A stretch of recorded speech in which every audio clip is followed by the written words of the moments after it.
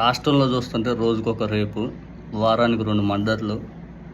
ఇక గౌరవ ముఖ్యమంత్రి చంద్రబాబు నాయుడు గారు, జగన్మోహన్ రెడ్డి గారి పైన శ్వేతపత్రాలు, లేకపోతే జగన్మోహన్ రెడ్డి గారి పైన పూర్తి స్థాయిలో విమర్శలకు టైము, జగన్మోహన్ రెడ్డి గారి ప్రభుత్వంలో ఏ నాయకుడు ఏంటి అని చెప్పి దాని మీద కేటాయిస్తున్న సమయం కొద్దిగా ఈ దాడులు వీటిపైన కూడా కేటాయిస్తే కొద్దిగా సంతోషంగా ఉంటుంది. బికాజ్ ప్రజలకి లా అండ్ ఆర్డర్ చాలా ముఖ్యం, భద్రత ముఖ్యం, సేఫ్టీ అనేది చాలా ముఖ్యం.